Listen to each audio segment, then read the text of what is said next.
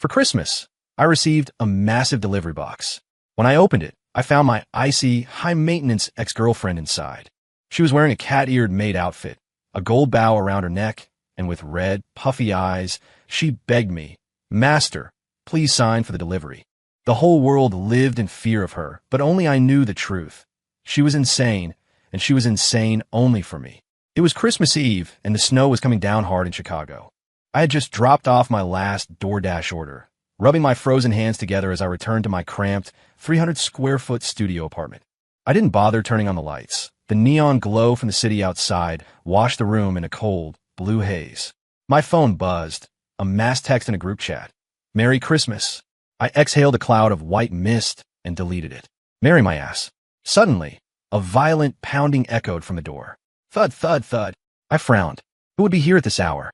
I opened the door to find a delivery guy in a heavy winter coat, shivering and pointing at a gigantic cardboard box on the floor. The box was nearly 6 feet tall, wrapped in deep crimson paper, and topped with an exaggerated gold bow. "Sir, your package." The delivery guy's voice was trembling, his face pale, as if he'd seen a ghost. "I didn't order anything." I eyed him warily. It's addressed to you, specifically. Mr. Caleb Stone." He handed me the digital pad with shaking hands. "Please just sign it quickly. My truck is double parked downstairs." As soon as I scribbled my signature, he didn't even wait for a response. He practically scrambled into the elevator. I looked at the bizarre box, a creeping sense of dread settling in my gut. What the hell was this? A prank. It took every ounce of strength I had to drag the box inside. It was heavy and it seemed to be shifting slightly. I swallowed hard, grabbed a utility knife from the kitchen drawer, and carefully sliced through the tape. As the wrapping paper tore away, a pristine white box was revealed. Embossed in gold foil were the words, "Exclusive gift. Please handle with care." The unease in my chest grew heavier. I took a deep breath and threw the lid open. In that instant, the blood in my veins turned to ice. Curled up inside the box was a woman. She was dressed in a black and white frilled maid outfit, complete with cat ears. A gold bow, identical to the one on the box, was tied around her slender neck. Her long, snow-white hair fanned out around her, framing a face that was etched into my memory, a face that looked more exquisite and more pale than I remembered. It was Serena Vance, my ex-girlfriend, the heiress who had dumped me 6 months ago, looking down her nose at me, ending our relationship with a single text message. Hearing the movement, she slowly lifted her head. Those eyes, which used to be filled with glacial indifference, were now swimming with tears, the rims red and raw. She looked like a small animal abandoned by the entire world. She looked at me, her lips trembling, her voice raspy and fragile. "Master, you finally signed for me." My brain short-circuited for 3 seconds. Then a wave of absurd, boiling anger shot straight to my head. "Serena, what the hell kind of game are you playing?" I grabbed her wrist, intending to yank her out of the box. Her skin was as cold as frozen meat, her wrist so thin it felt like it might snap. As I pulled, her legs gave out, and she collapsed into my arms, her body shaking violently. "Master, don't return me." She clutched the hem of my shirt, tears falling like broken pearls. "I promise I'll be good. I'll listen to you. I'll do anything. Please, just don't throw me away." I looked at her, this vision of utter subservience, and felt only alienation and ridicule. Was this the heiress of the Vance Empire? Was this the Serena Vance who only wore haute couture, looked down on everyone, and thought speaking an extra word was a waste of breath? "Are you crazy?" I shook her hand off and took a step back, putting distance between us. She stumbled from the force of my rejection, falling onto the cold floor. She looked up at me, and the light in her eyes shattered instantly. "I'm not crazy," she murmured, as if reassuring herself, or maybe me. I missed you too much, Caleb. I missed you so much I thought I was going to die." As she spoke, she reached into the corner of the box and pulled out a small remote and a keyring. She held them out to me. "This is mine. All of it." I looked down. It was a digital security key for a bank account and a set of car and house keys. 50% of the Vance Corporation shares, all the real estate in my name, the cars, and... She paused, raising a hand to point at the bow on her neck. "And me, Caleb, from now on, they are all yours. I'm yours too." Looking at her tear-stained face, I felt like an invisible hand was squeezing my heart. I would have preferred she look at me with those cold eyes like before, or curse me with the vilest language.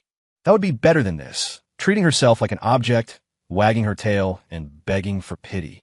"Serena, I don't want your stuff. My voice was as cold as the wind outside. I want you to get the hell out of my apartment. Now. Her body shuddered violently, the blood draining from her face. No. She lunged forward, hugging my legs, wailing with heart-wrenching desperation. Caleb, you can't do this to me. You can't. If you don't want me, I'll die. I'll really die. I tried to shake her off, but her grip was like iron, like a drowning woman clutching the last piece of driftwood. Just then, the banging on the door returned, more aggressive than before. Caleb, open up. I know you're in there.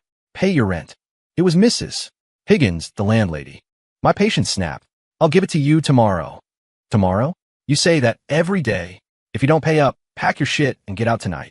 Just a filthy delivery boy, thinking you're somebody. Mrs. Higgins screamed through the door. My temples throbbed with anger.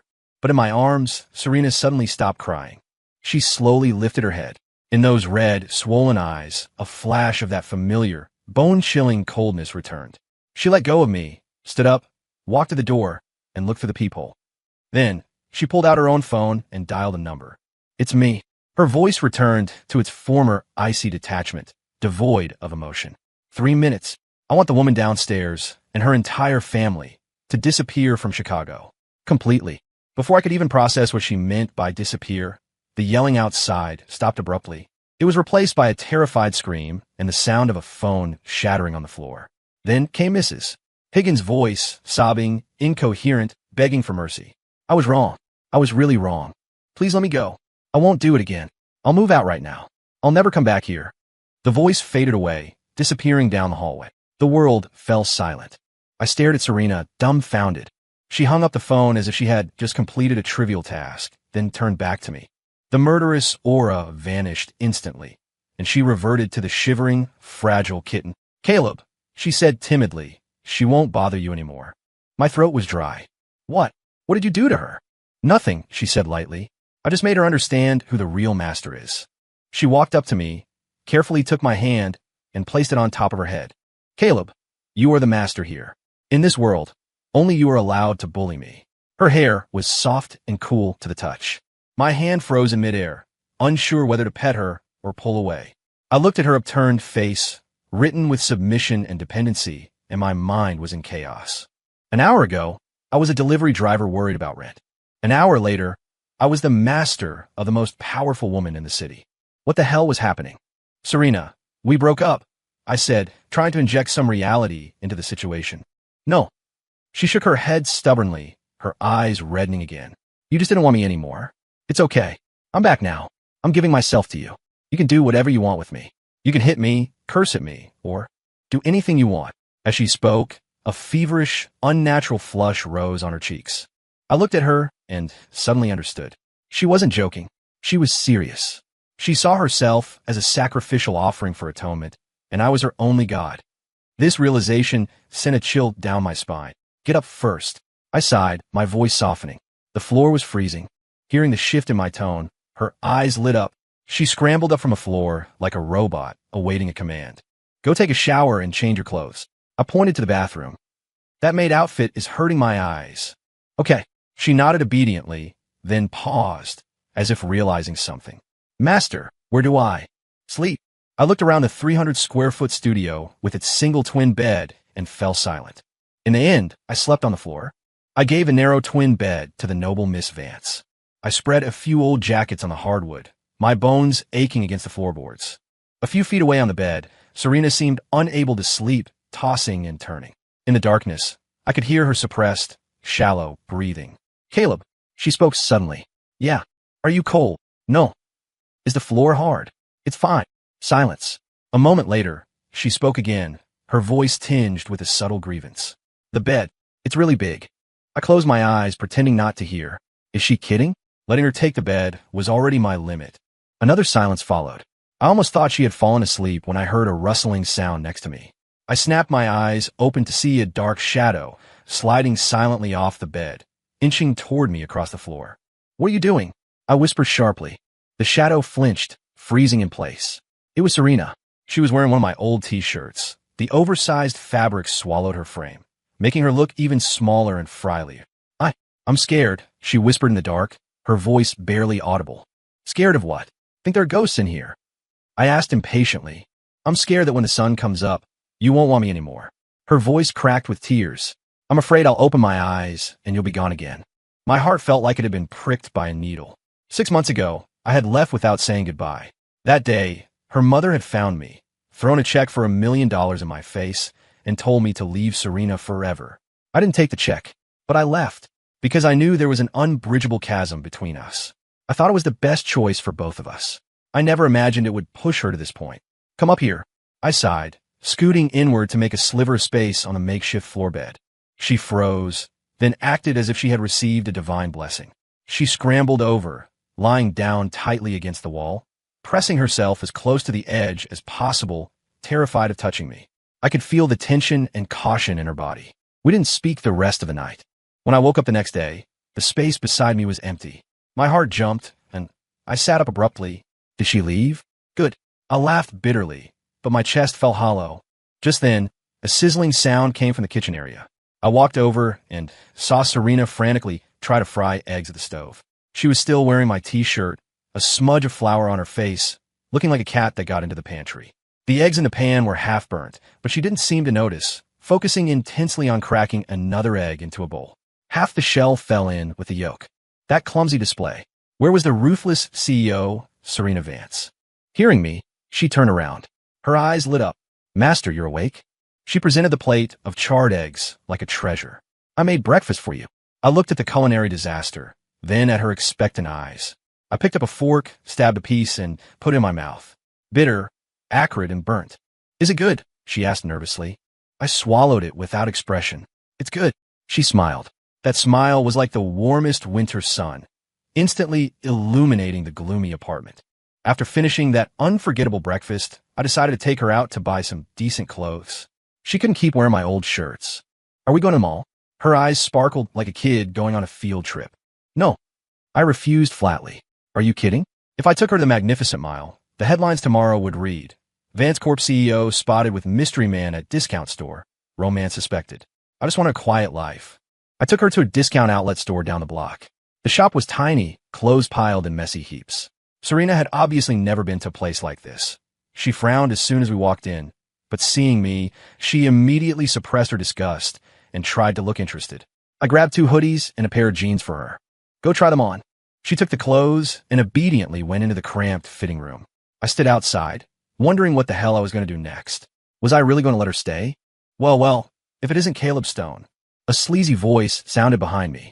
I turned to see a man in a flashy suit, hair slicked back with too much gel.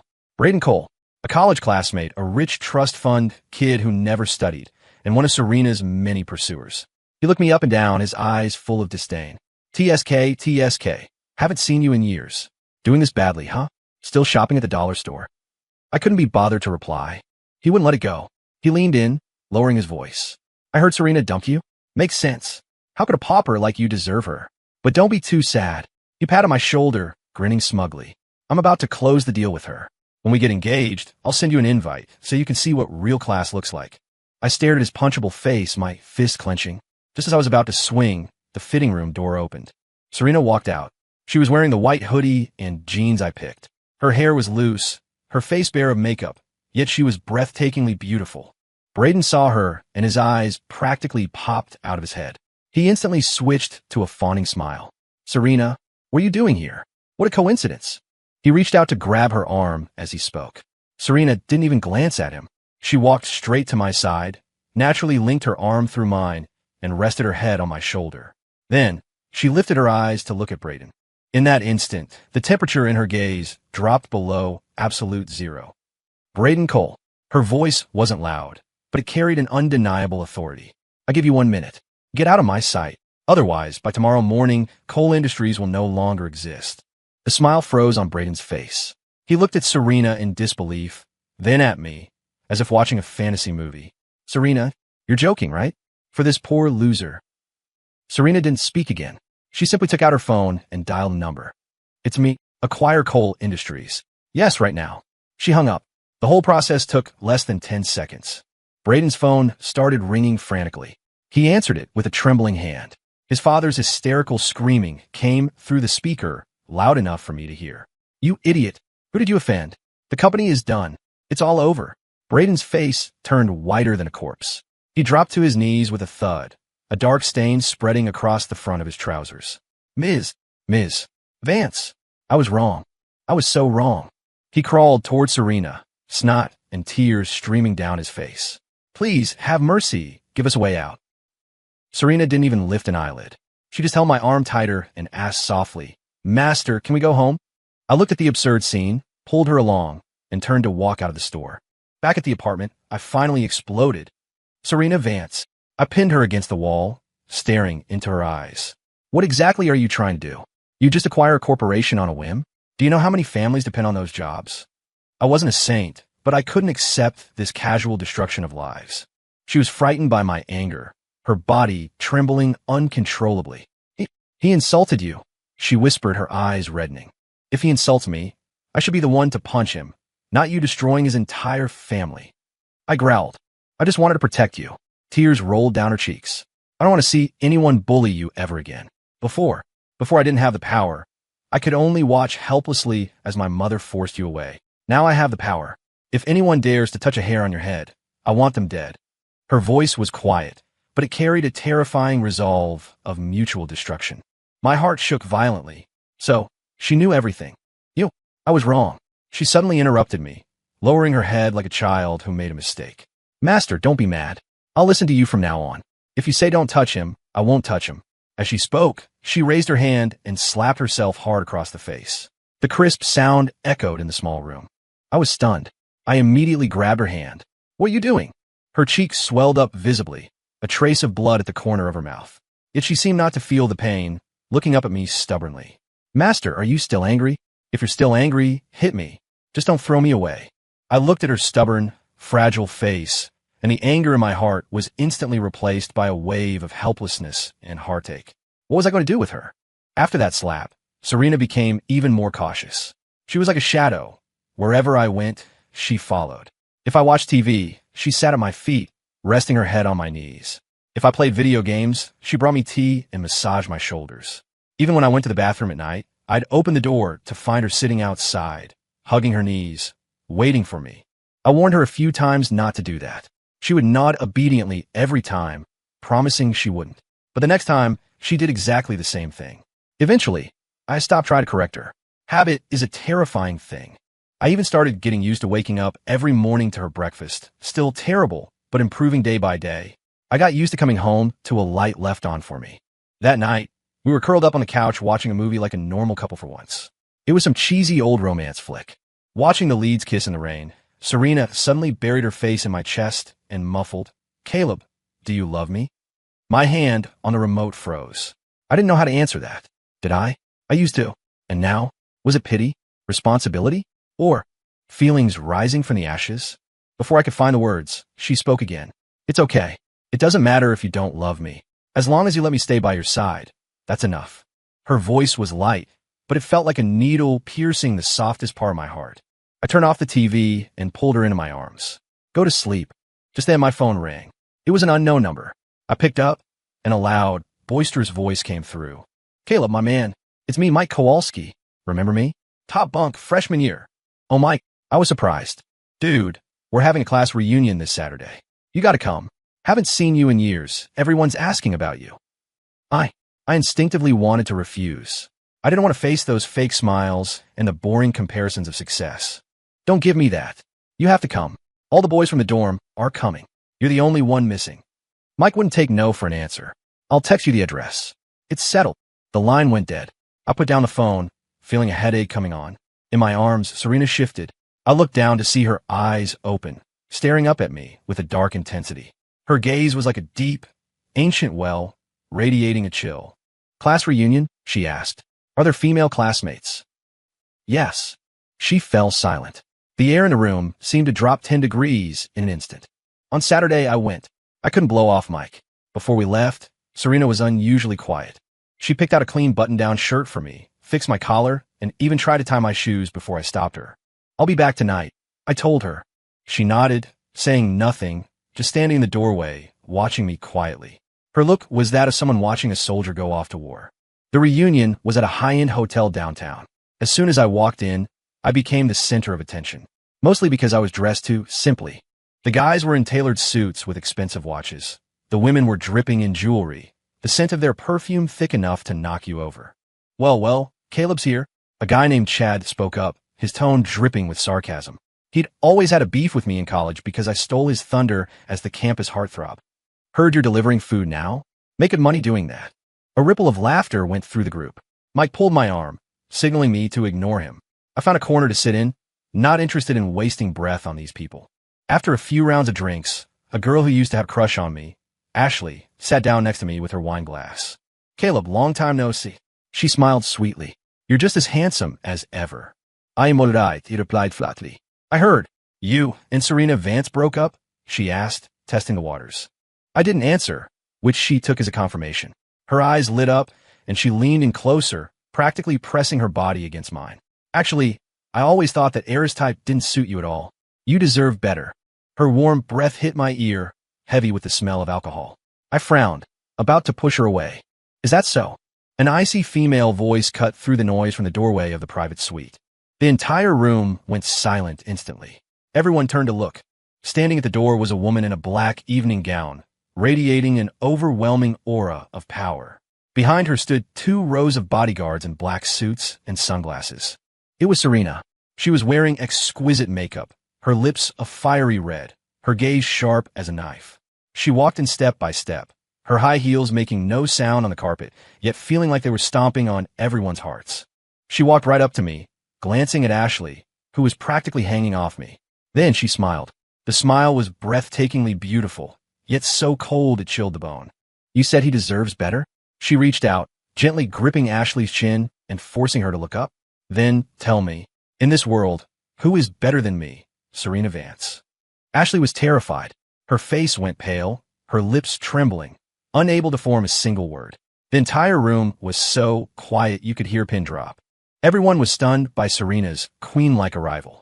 Chad was so scared he dropped his wine glass. It shattered with a crisp crash. Serena let go of Ashley, who immediately collapsed into her chair like a pile of mud. Serena didn't look at anyone else. She bent down, looking at me. The frost in her eyes melted instantly, replaced by a thick, dissolving grievance and attachment. Master, I came to take you home. That word, master, exploded like a bomb in everyone's ears. Everyone's eyes went wide, jaws hitting the floor. The CEO of the Vance Empire, calling a delivery guy, master? Had the world gone insane?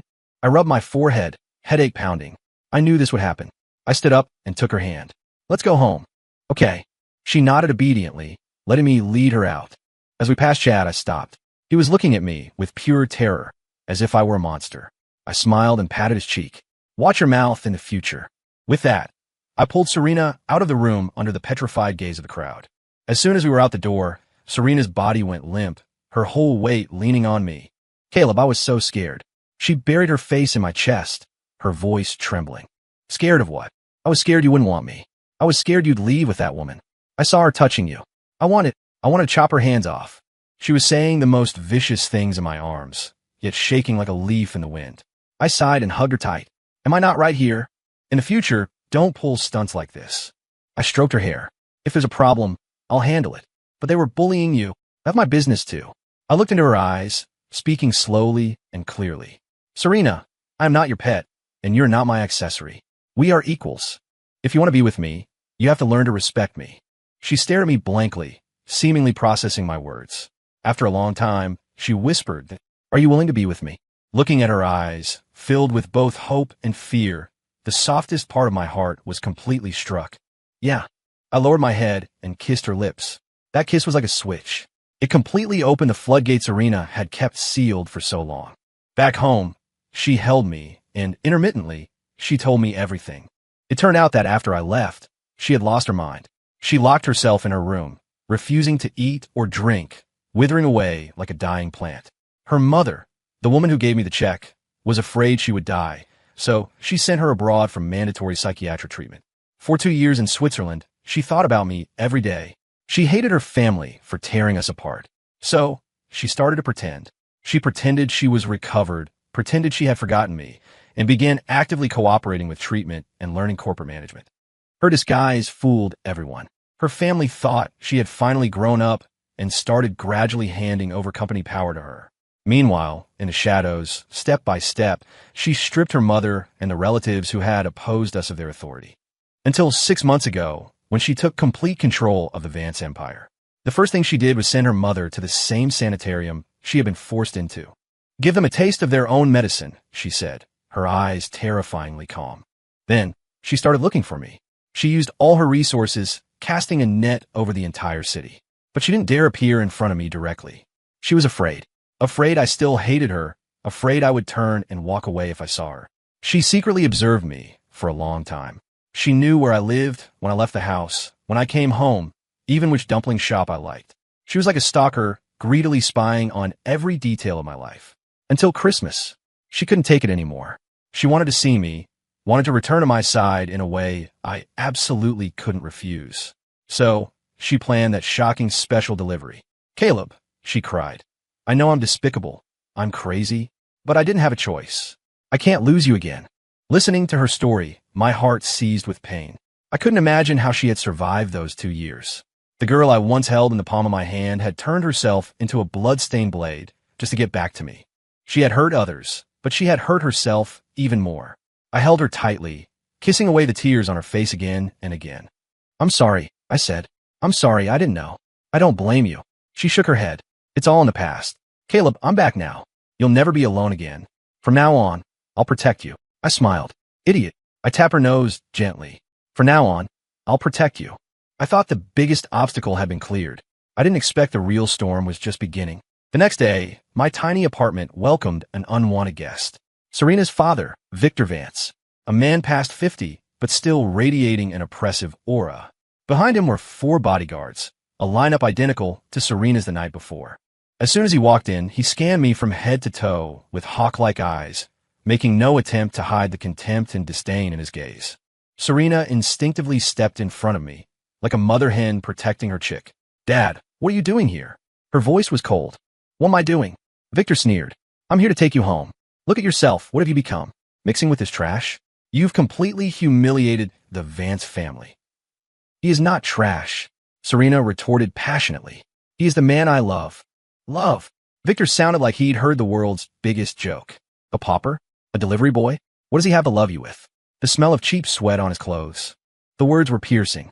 I pulled Serena from in front of me and looked Victor straight in the eye. Mr. Vance, I began, my voice not loud but steady. You're right. I'm just a delivery guy right now.